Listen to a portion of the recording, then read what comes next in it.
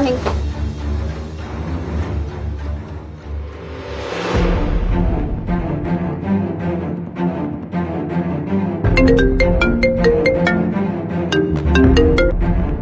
হ্যাঁ বল।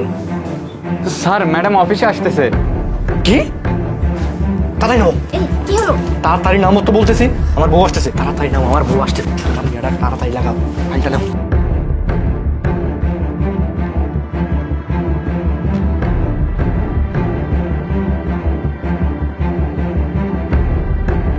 স্যার এই যে এটা।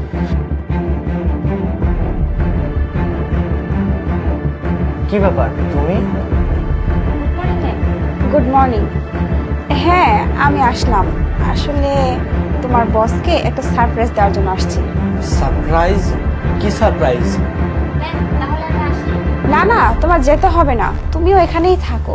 ভাবতেছি সারপ্রাইজটা তোমার সামনেই দিব, তোমারও দেখে খুব ভালো লাগবে। সারপ্রাইজটা হলো আসলে কি বলো তো, তুমি তো সারাদিন অফিসে থাকো, আমি বাসায় থেকে থেকে খুব বোর হই, খুব একা একা লাগে আমার। তাই ভাবতেছি তুমি কোথায় যাও, কি করো, এগুলো তো আমার জানা দরকার। আর তুমি কিভাবে কোথায় থাকো এটা যদি আমি দেখতে পাই তাহলে আমারও একটু শান্তি লাগে। তাই ভাবলাম যে তোমার এই অফিসে একটা সিসিটিভি ক্যামেরা লাগালে কেমন হয়। কি বলতেছো তুমি? কেন এইসবের কি দরকার? আমি তো এমনি অফিসে যাই, সবসময় তোর খোঁজ খবর নিই। তুমি এমনি ফোন দিয়ে আমার সাথে কথা বললো তাহলে তো হচ্ছে, তাই না? কোনো দরকার নেই এসব করার।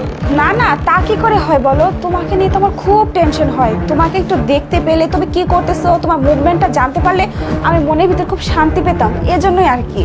আচ্ছা ঠিক আছে বুঝলাম, কিন্তু সিসি ক্যামেরা লাগানোর কি দরকার? তুমি আমাকে ভিডিও ফোন দিও, ভিডিও কলে আমরা কথা বলবো। এতই যখন তুমি আমাকে মিস করো, ক্যামেরা লাগানোর তো কোনো দরকার নেই, তাই না? কেন?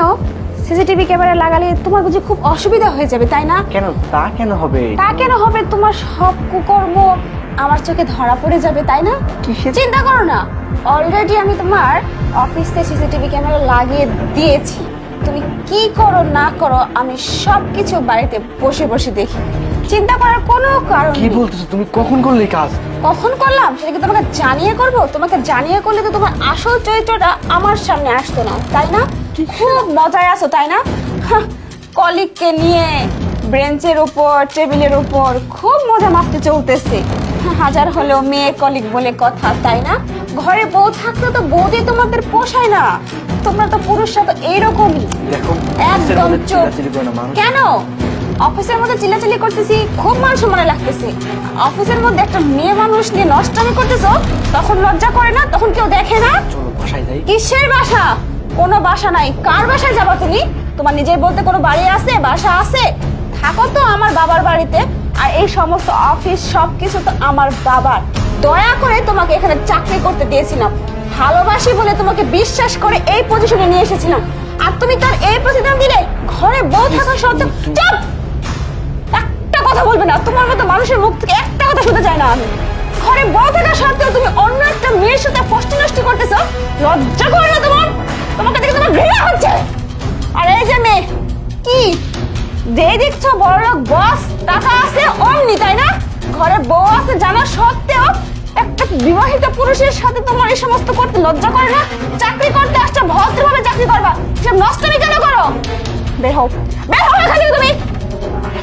আর শোনো, তোমার সাথে আমার আদালতে দেখা হবে ডিভোর্স পেপার নিয়ে, আর তোমাকে এই মুহূর্তে আমি সিকিউরিটিটাকে ঘর ধাক্কা এখান থেকে বের করে দেবো। তুমি এসে পাওয়ার কোনো যোগ্যতাই রাখো না, আমাকে ভালোবাসার মতো যোগ্যতা তোমার কাছে নেই।